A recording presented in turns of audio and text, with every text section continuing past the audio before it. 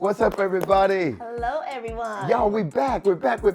Listen, we want to thank all of our new subscribers. Thank you for joining in on the Naked and Unashamed podcast. Rhonda and I are super excited that you all are with us and signing up. You're in store for a journey. We're trying to take people deeper into being naked and without shame. Babe, why is that so important? It's important because we want to make sure that your marriage has that stick-to-itiveness. I probably made up a word. But at the same time is that you're learning new things about one another. You're growing together because this is a journey. I got a question for you, sweetheart. What's that? Is it possible to love somebody and not like them? Absolutely. Huh? Well, there becomes, this in phases. Sometimes you love and like, and sometimes you love them, but you don't like them. You might not like something that they've done. So we're going to talk about that tonight. What is the difference between loving your spouse when you don't like them sometimes? Stay tuned. We're ready to jump into it. We made it through the test. Strength and need, love and sex.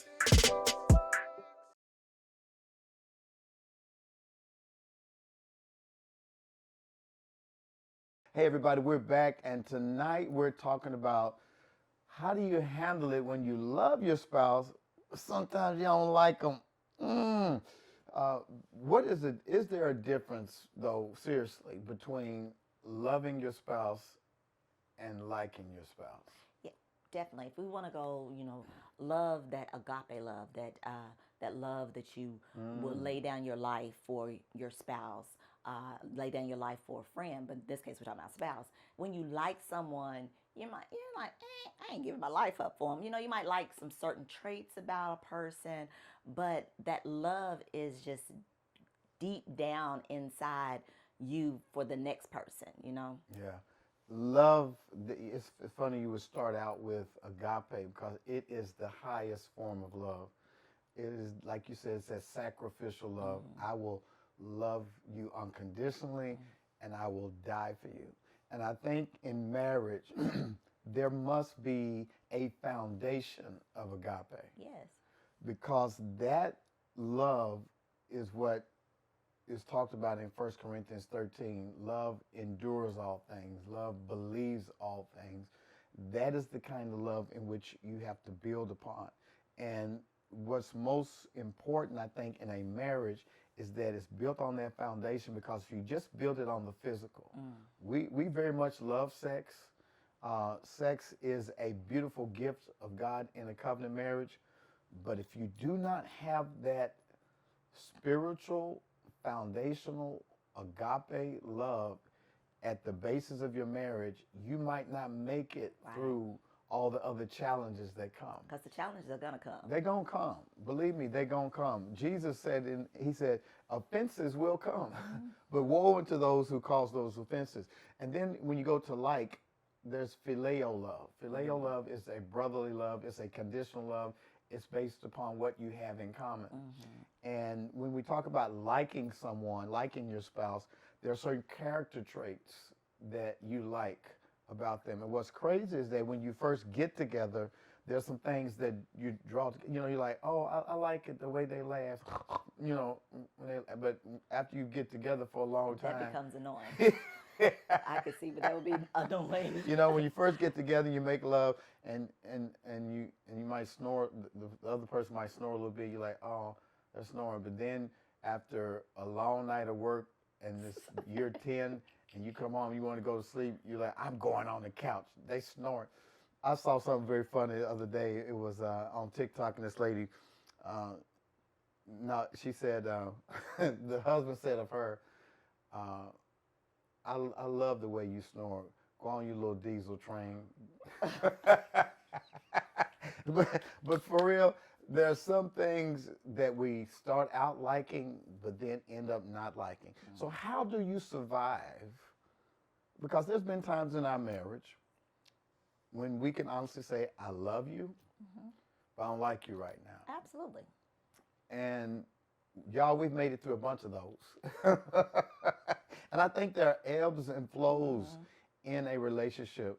There are days when we like and love each other. We're laughing, cutting up, laughing at the same stuff, Right. finishing each other's sentences. And there's other times it's like, His breathing is getting didn't to I me. tell you? Oh my God. So how do we navigate through those times? I'm glad you asked that question. Baby, what's the first thing we can do? Well, one, when you first got together, you should build that foundation of friendship. So you need to continue to nurture that foundation of friendship.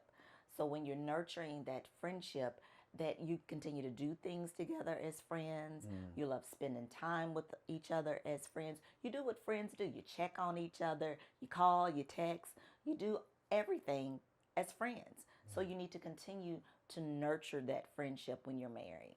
Think about your own friends. I mean, talk about friends, right? Okay.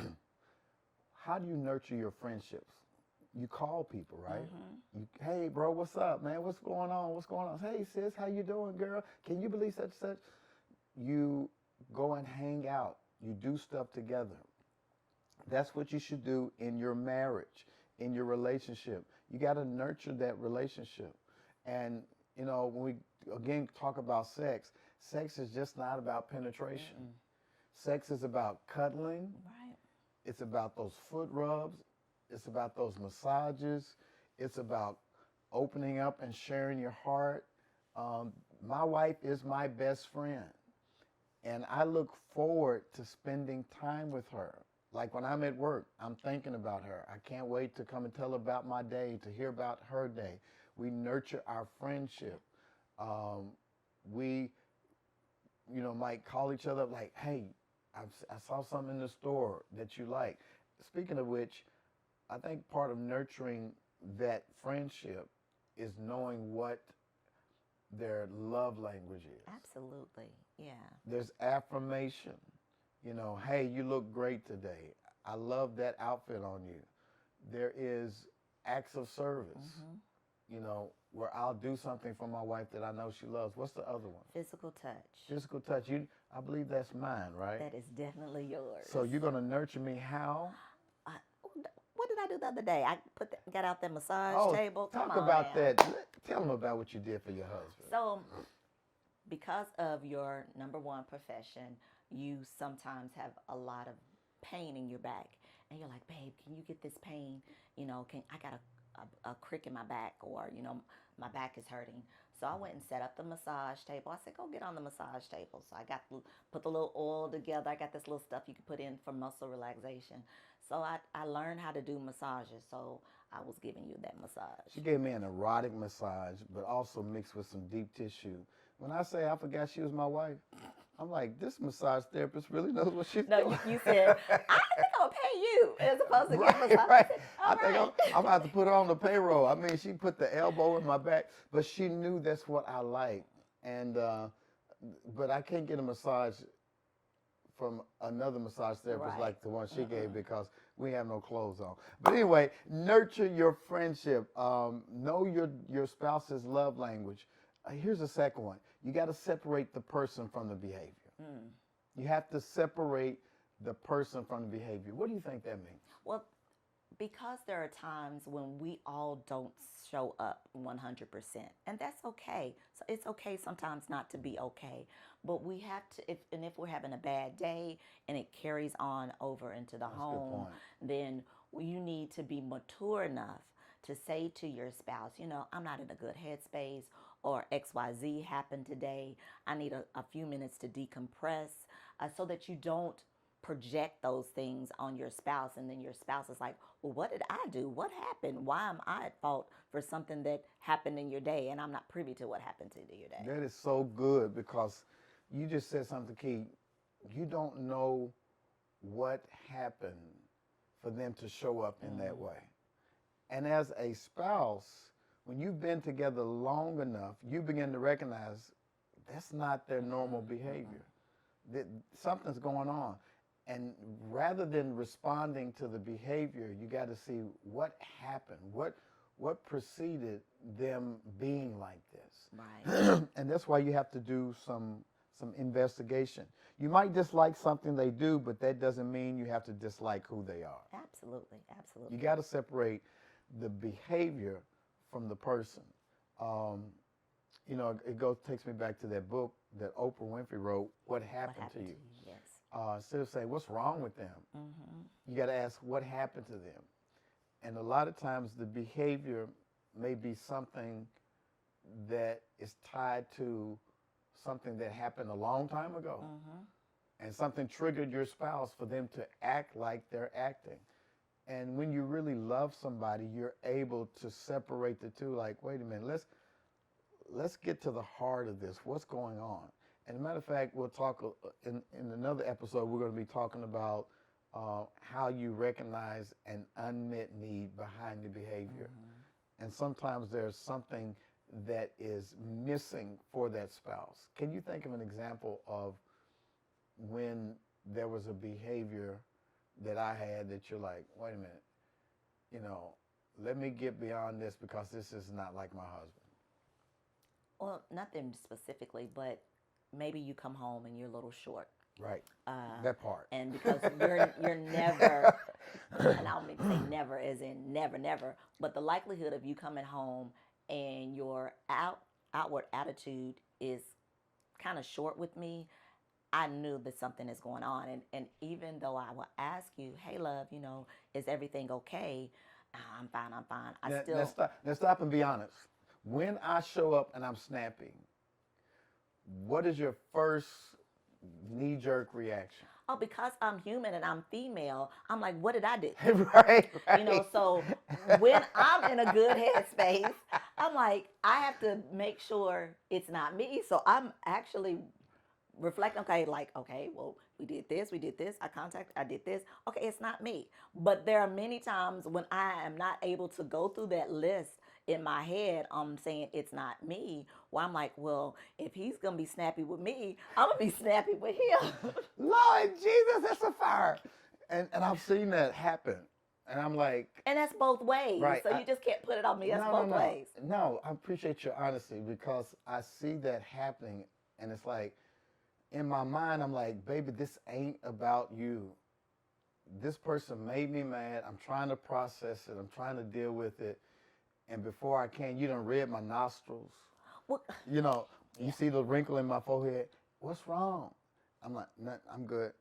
And before I can really get it out, my baby has already taken upon herself that I'm mad at her. well, I think one of the things that we can do as loving spouses is that when those things happen, when those attitudes or adjustments happen, that you decompress before coming in the home. Because if you're showing up, let's say you show up 9 ways every day, you know, you're happy, you're joyful, you're happy to see me, and then that one day you come in, that's a knee jerk, like, what happened? You know, there's a glitch in the matrix. Why is he showing up different? But if we're feeling a certain way before we come home, I think it's best for both people to say, hey, let me take a walk around the park, or let me go for a drive, or let me just sit in my car for a minute before I come in the house. And then if it's still, the residue is still on you, then you're like, babe, you know, I'm sitting in my car, I'm good. I'm just trying to not bring this negative energy into the house. Yeah, that's good. And I think also for the spouse that feels like, what did I do? And when the spouse tells you, there's nothing you did, I just need some time. I think that it's incumbent upon that spouse who's concerned to say, you know what, I love you, and whatever it is that you're going through, I want you to know that I'm here for you. And when you're ready to talk, let me talk. Do you need anything in the meantime? You need some tea, like a glass of wine? Go ahead, I got you. So have a non-anxious presence is what I'm saying. We got to, especially if you know that the majority of the time this person is happy, go lucky, and they're just having a bad moment. Give them that grace to have that bad moment. Number 3. Don't forget who you are as individuals. You know, you're supposed to be healthy and whole, two healthy and whole individuals before you get married. So your spouse does not complete you. Your spouse only complements you. That's good.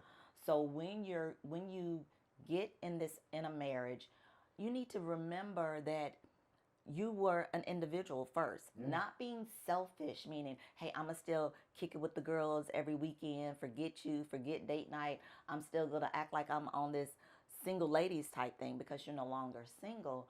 But make sure that you're maintaining that healthy sense of self. Yeah, yeah.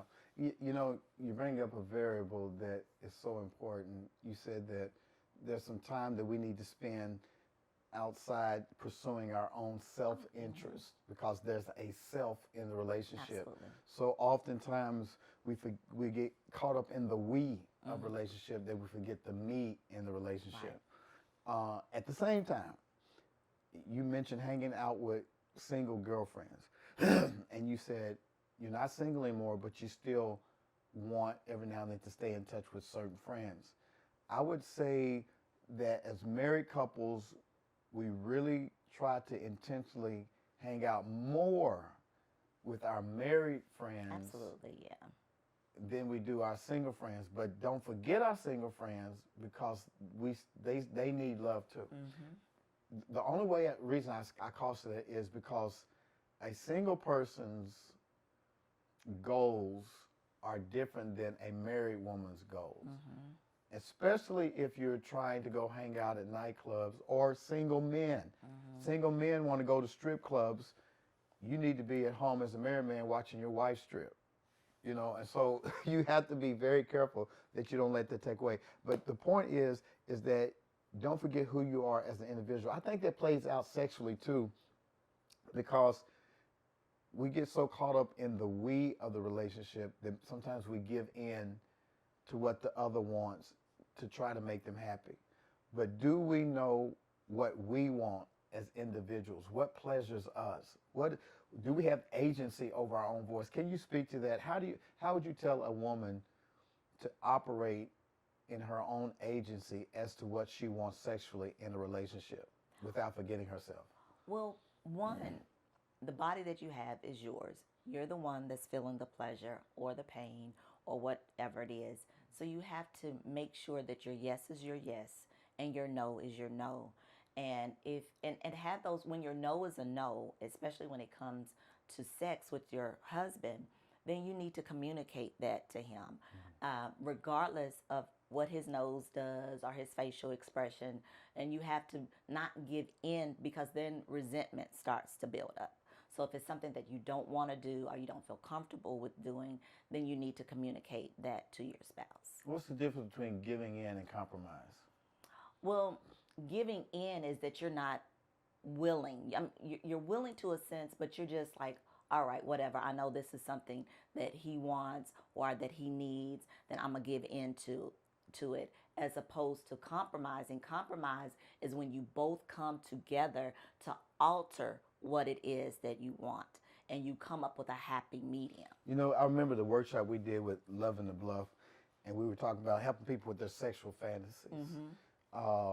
And we asked each spouse, this might be a good exercise for y'all at home, we asked each spouse to talk about what they wanted in a fantasy. And then we had them to do this. For the other spouse to say, what are the 3 things you like about their fantasy? And what are 3 things that make the fantasy a little uncomfortable for you? And then to make a composite of how you're going to live out that fantasy next week. Does that make sense? So there's things you like. So when I talk about compromising versus giving in would say, okay, I'm just going to go on and do their little fantasy because, that's what they want. Compromise is, I like this part of your fantasy, but I don't like this part. Let's do this. That's what I mean when you say compromise. You come together and you kind of tweak it for both persons. Before we take a break, I want to go deep. You ready to go deep? Let's do it.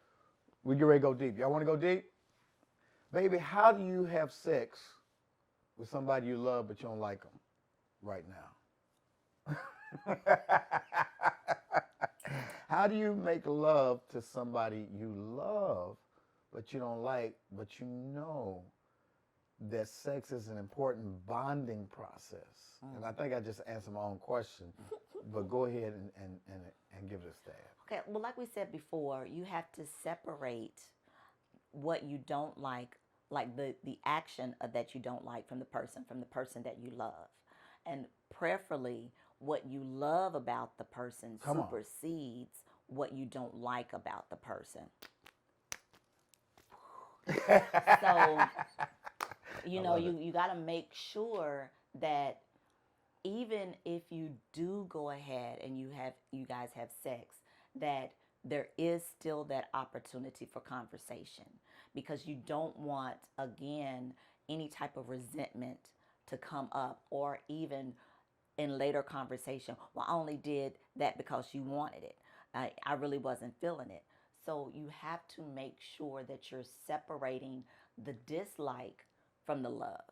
And love making is the thing that bridges love to light, because there is a bonding that takes place when you make love.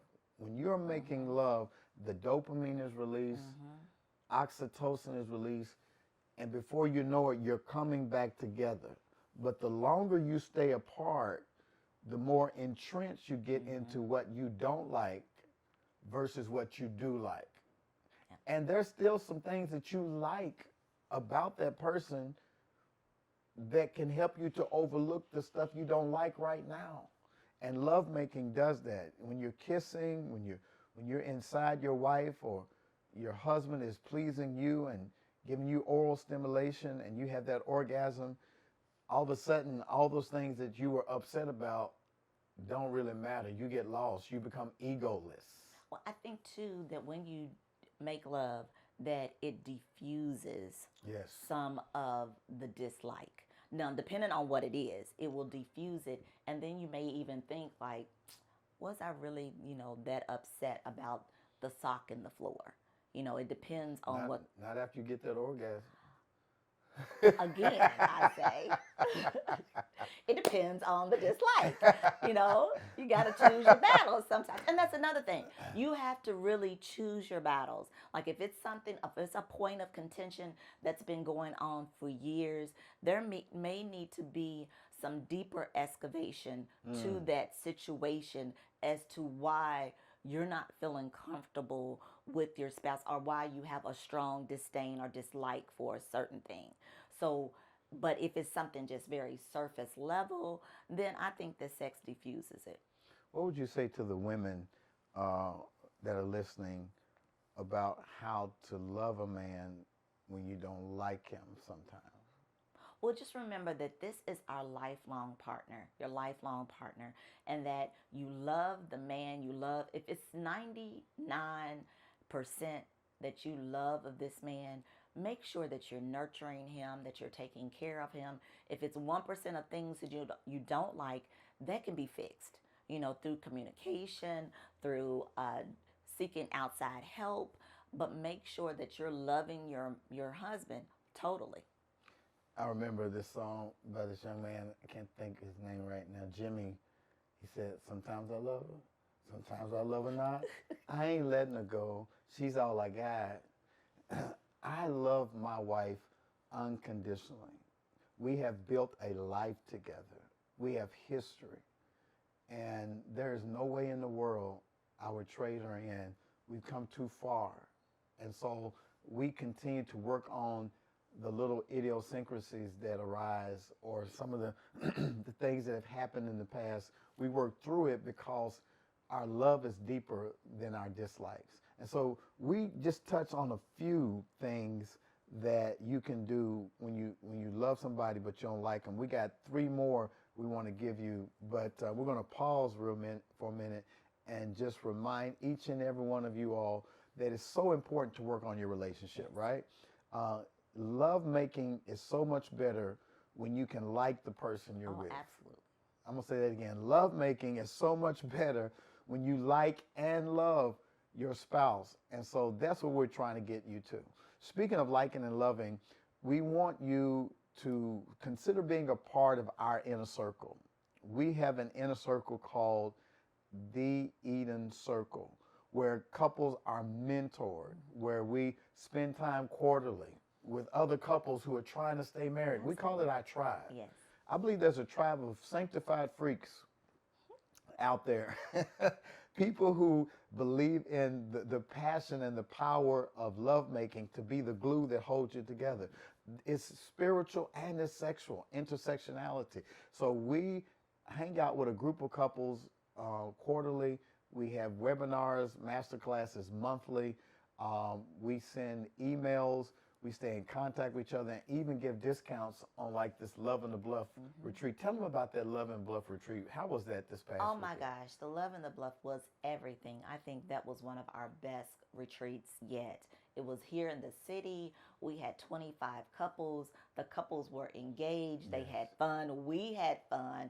We not only spent a day of learning, we spent a night of listening to some live music. So it was an overall good weekend. It didn't feel like we were in the city. Right. So we had a blast. And people asking, when we're going to do it again? On June the 5th through the 8th, 2025, we're going to Cancun, Mexico for a takeover. We went to Jamaica, we had 60 couples. I'm speaking into the atmosphere. We're going to have 100 couples. Whew, I hope the retreat. Can you touch and agree with me? I touched it. We're going to have 100. Can y'all imagine that 100 loving, passionate couples getting lit in Cancun? I'm talking about on the beach parties, swimsuits, sexy outfits, workshops to take your lovemaking to the next level. We had one couple that came and we said, what do you want to get out of this weekend? And the wife said, I want to get some new tips, some new tricks. So next year we're going to Mexico, and all you got to do is save the date. Save the date. You can go to drstacyLspencer.com and save the date. Just click on it, fill in your information, and we'll send you emails. We're going at the end of the month to Cancun, Rhonda and I, to go scout out this all-inclusive resort and tell them that y'all are coming. We're coming at you. We're coming to Cancun for a takeover in June 2025. So if you'd like to go with us, put some fire in the chat. Say, I want to go. Put some fire in the chat. Type in there, I want to go. Do us a favor. If this podcast is helping you, would y'all please leave a comment? Come on. I see we're getting some subscribers, and we had 5,000 views last week. But y'all are some secret lovers. Y'all are some secret lovers. Y'all don't be ashamed of us. Share this with your couple friends. Put it on your page. Type in the comment, I enjoyed this, and go get other friends, couples to subscribe. Listen, we're going to be back next Monday with part 2 of how do you love somebody when you don't like them. We wanted to thank y'all for tuning in tonight, and by all means, share. Don't be greedy. Give to the needy. Love you guys. See you soon.